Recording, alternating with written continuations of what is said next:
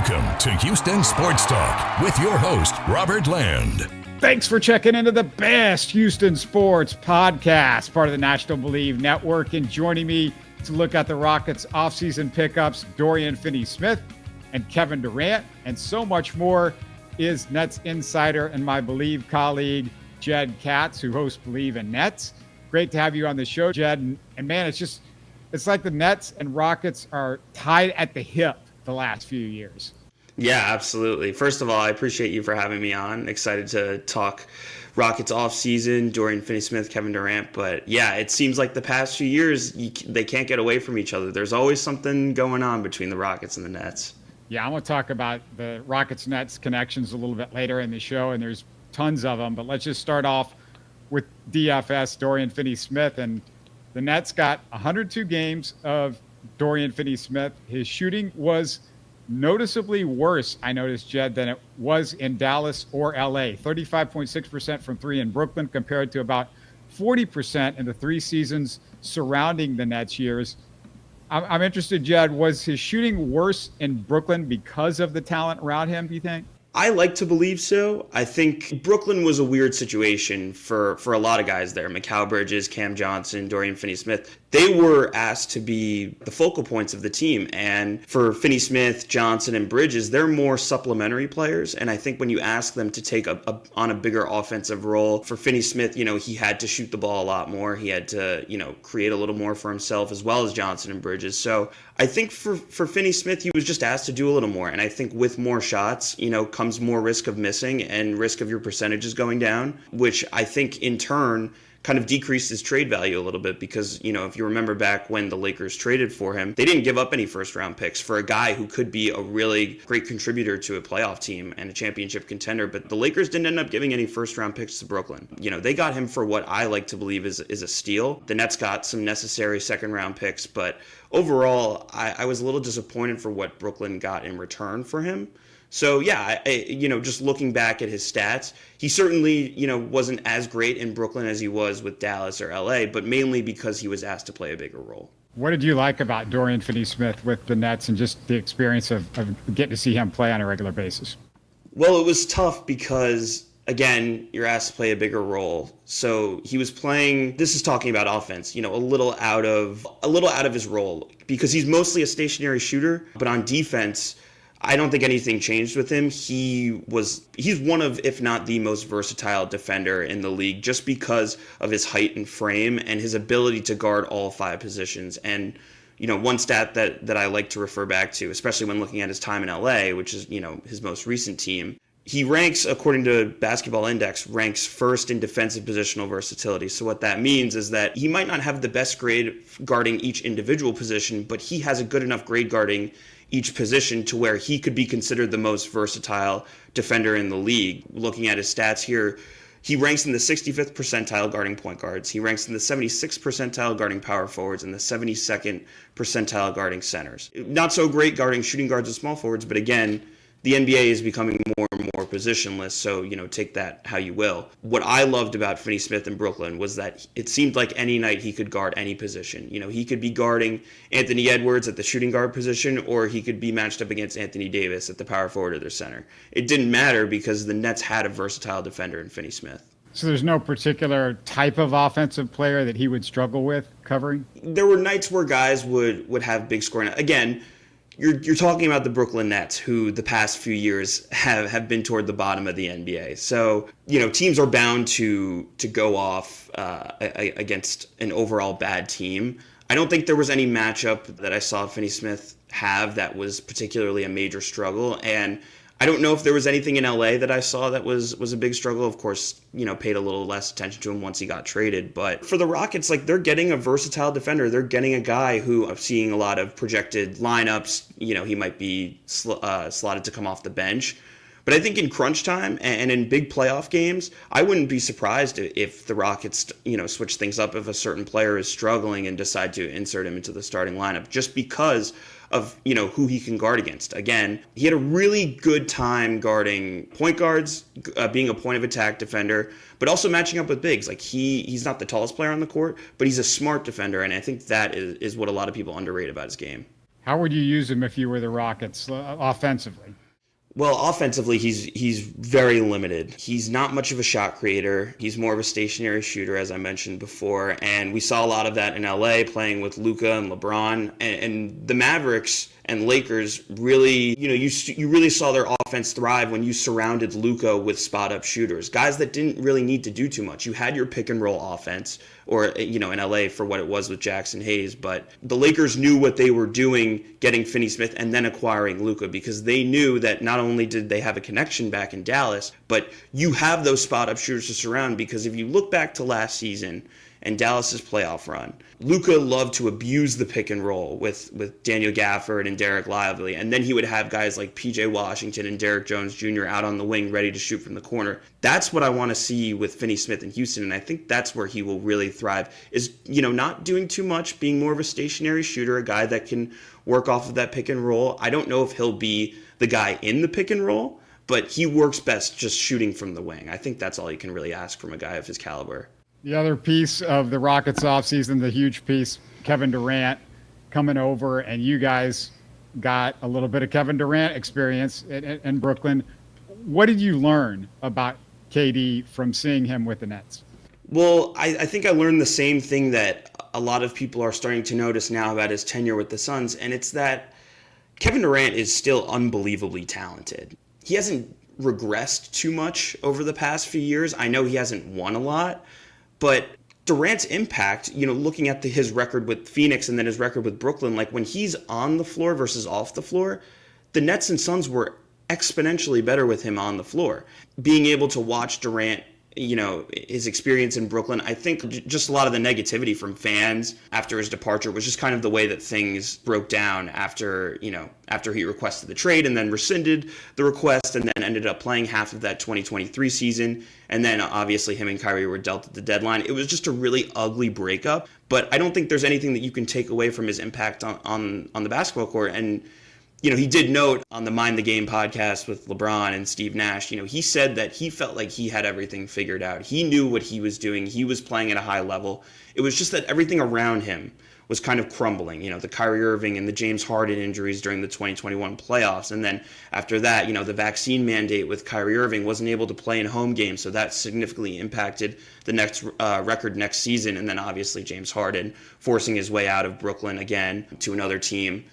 I think when we look back at Kevin Durant in Brooklyn, most Nets fans can appreciate what he's done for the franchise. And Durant never really had any sort of, major beef with the franchise. He loves Steve Nash.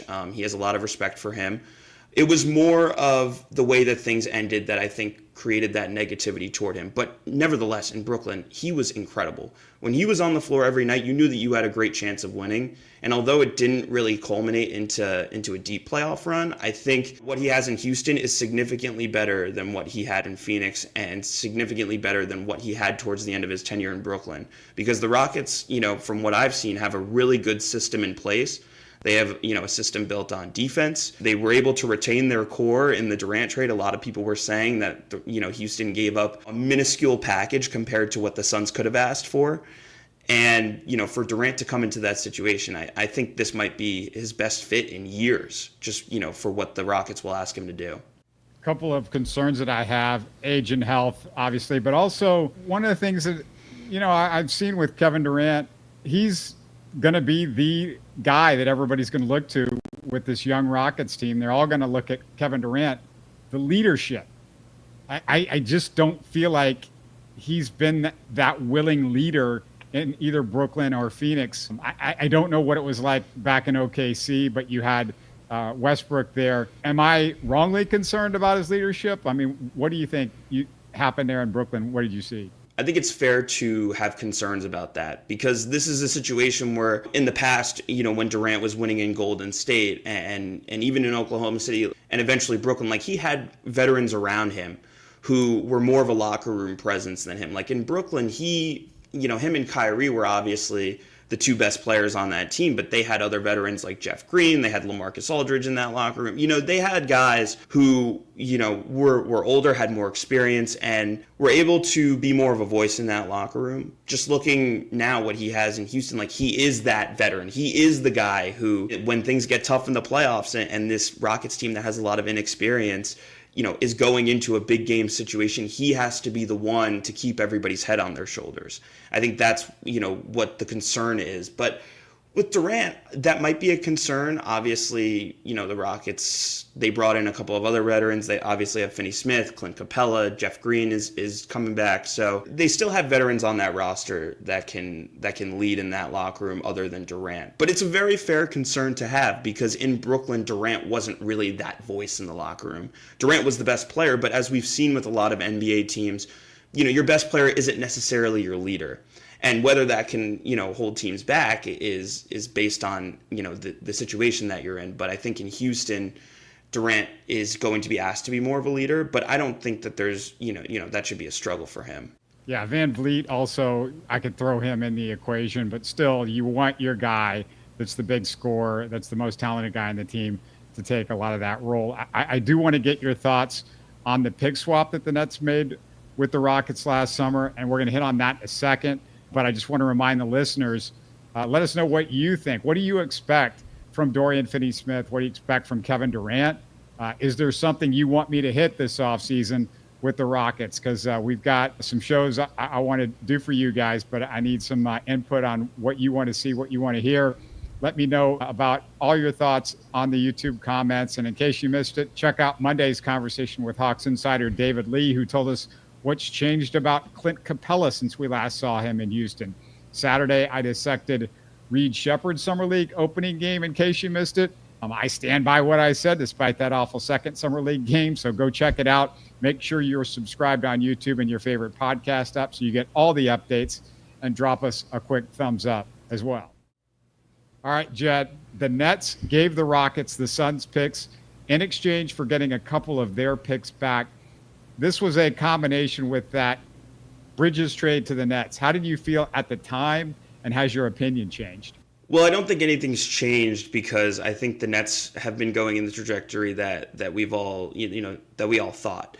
This trade for the Nets to get back their own picks immediately was for the now. This was a trade because the Nets couldn't wait, and they couldn't have any more years of mediocrity or, being toward the bottom of the standings and not having their picks. So this trade with Houston to get their picks back was absolutely to have the draft that they just had this year as well as next year. And for the Rockets, they have so much leverage now in the long term, because they have Phoenix's 2027 and 2029 picks, which when the Nets had them at the time, everybody was saying, well, the Nets, they're going to be really bad in the short term, but in the long term, they're going to be great. Now we're sitting here and saying the Nets are, and they've continued to make trades over the last year or so that have emphasized their future. But now the Nets' short-term future kind of has some light to it. They brought in a league record 5 first-round picks, one of those coming from that Houston trade, getting their pick back, as well as getting a pick via Houston late in the first round. This was to immediately build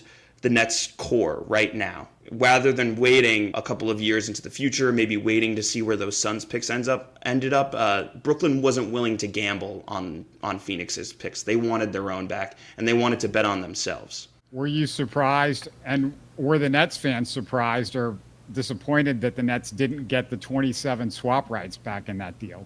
That's tough.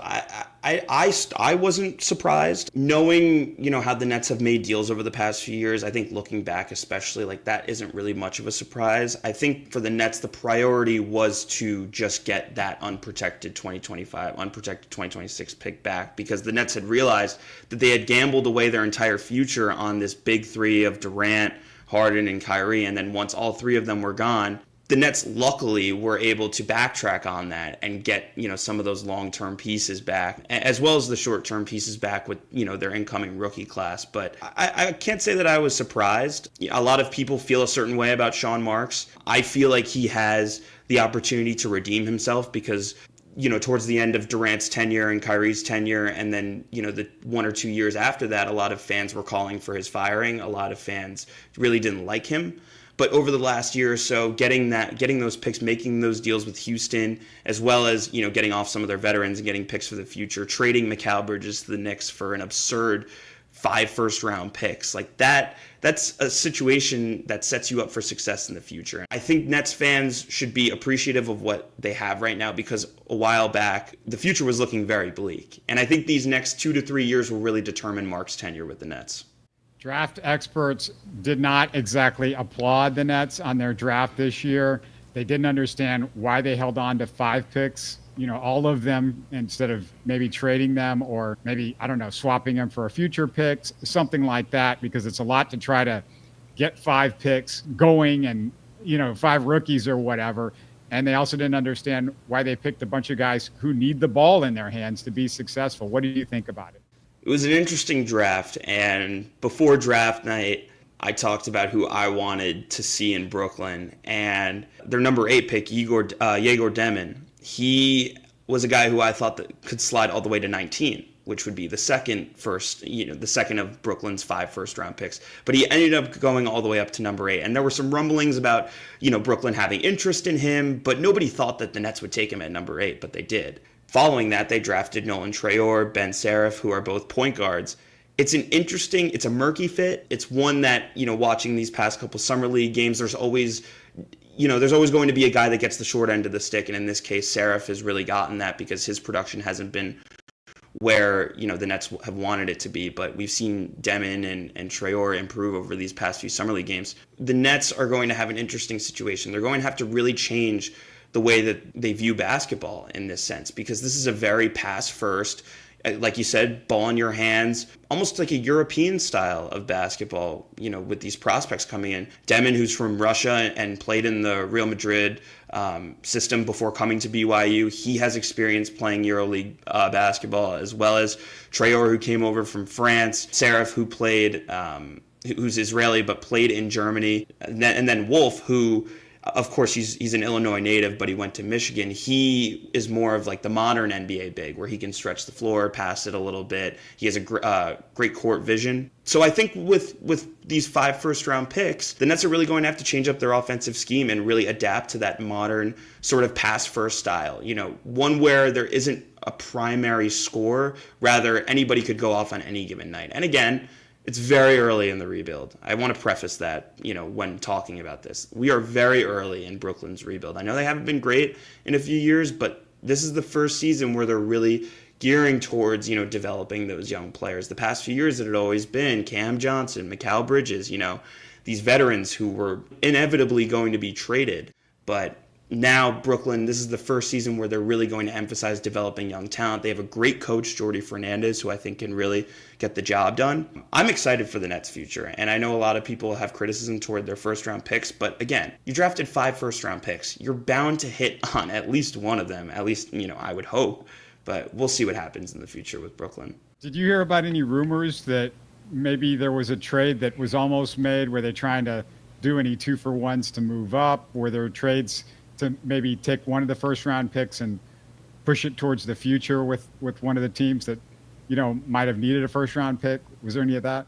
So the Nets were trying to move up from their number 19 pick and get into that number, I believe it was number 10 from Toronto.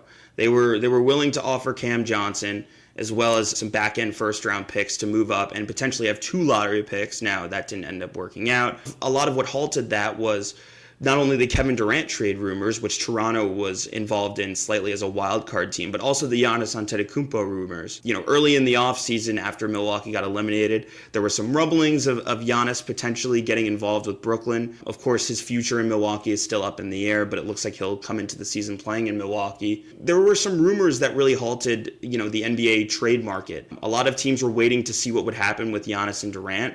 And I think with the Nets, the only player that they really had anything to do with was Giannis, but that got shut down very quickly. So, they were looking to Toronto. They were trying to move up and trade Cam Johnson as well as, 1 or 2 back-end first-round picks in that draft to move up and get 2 lottery picks. But, of course, it didn't end up working out. Brooklyn is now, with their 5 first-round picks.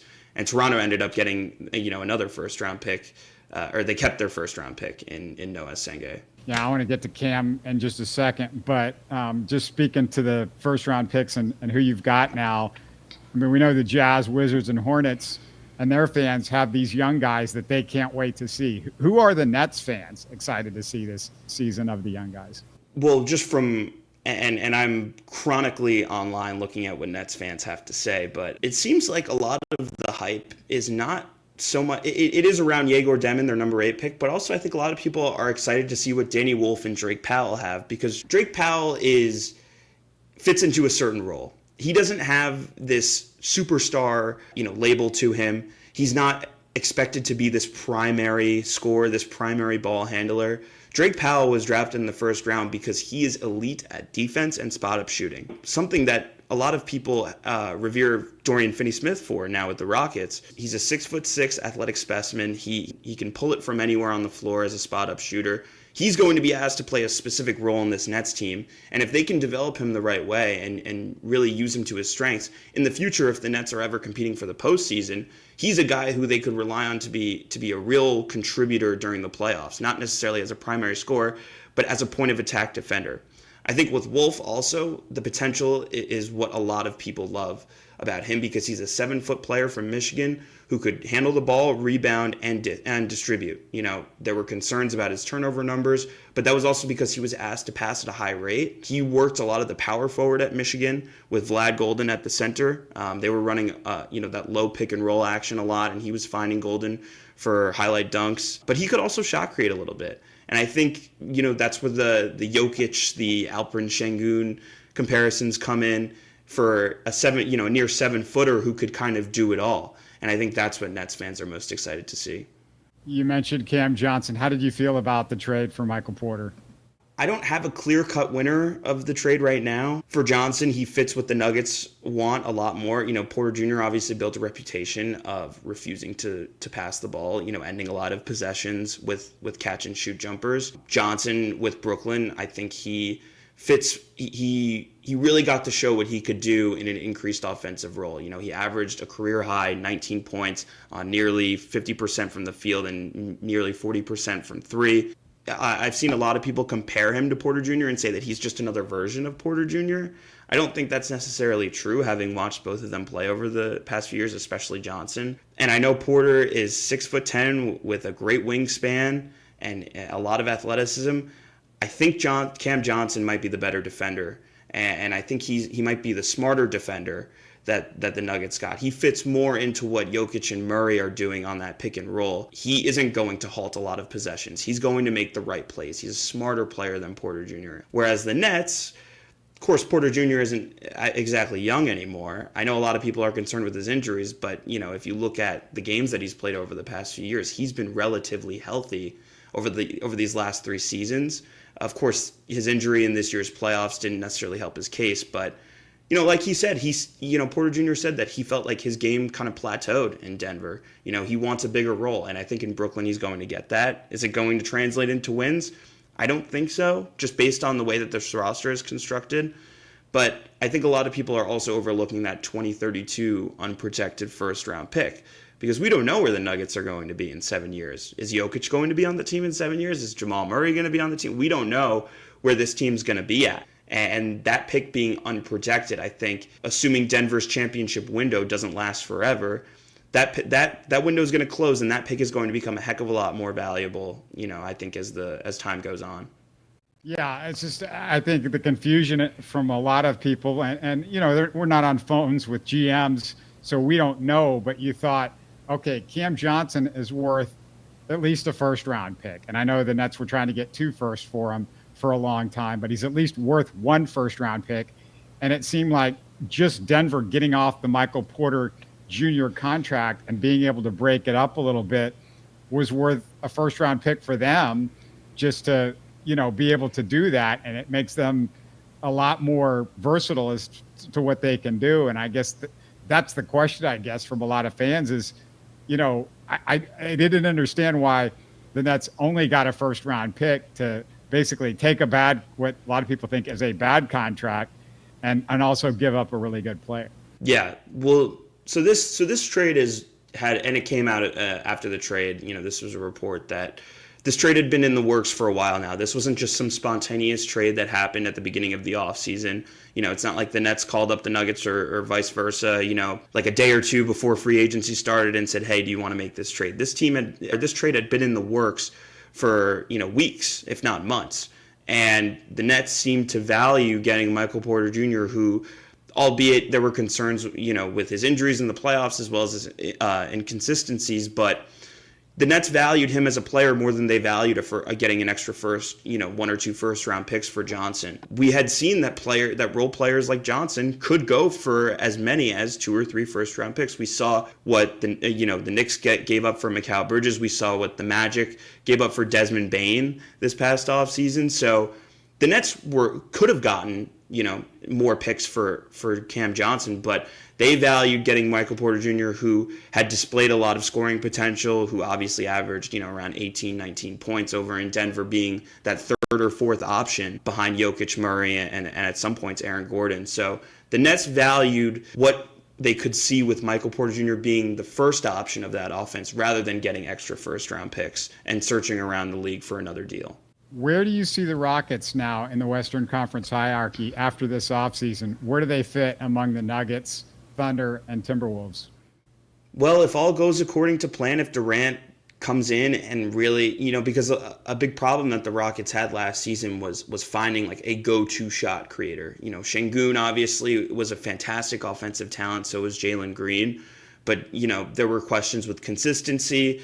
There was questions, if they could really show up in big moments, and obviously Green didn't have a great first-round series against Golden State. So the big focus for Houston, was can they get that go-to shot creator, that go-to scorer, and they got that in Durant. But not only did they do that, they filled him with great supplementary talent. They got Dorian Finney-Smith, they got Clint Capella, and they're keeping most of their core. So the Rockets have a potential 10-man rotation, which I think is the meta now in today's NBA. You need to have fresh legs. We saw it last year with the Knicks in the postseason. They could only get to the Eastern Conference Finals because they could only play 6 or 7 guys in that postseason. So for the Rockets, now that they have fresh legs, they fixed a lot of their problems from last season. I wouldn't be surprised if they finished the 2nd seed again, right behind Oklahoma City. And I wouldn't be surprised if they gave Oklahoma City a run for their money if all goes according to plan. Well, I mentioned earlier there's a lot of crossover between these two franchises, the Rockets and the Nets. 58 players in NBA history have worn both the Nets and the Rockets uniform, and that does not include Kevin Durant or Dorian Finney-Smith, which will make it 60. And one of the 60 who've worn both uniforms is a member of the championship Clutch City Rockets, Chucky Brown. And if our listeners jump onto our YouTube Rockets history playlist, they're going to hear a conversation with Chucky. And Judd, let's just listen to what Chucky told me a few years ago when I had him on the show on playing with Hakeem Olajuwon. When you tell your grandkids, what are you going to tell them about playing with Dream? How easy it was because, you could get beat on defense and Dream was there to help you. We knew that, as long as we helped him, he would continue to help us. So once you got beat, you knew he was coming, so you knew to get to his man so that, his man wouldn't get an easy dunk or layup because then he'd be upset and then, a big guy would be hesitant to come and help him. If nobody's going to help him, why should I, risk helping you? So I think that was a good thing about that team, was that we helped each other. But playing with Dream, he just made things so much easier. And my field goal percentage was probably the best of my career while I was playing with Houston because Dream would get double teamed a lot, and I would just cut to the basket, and Dream would just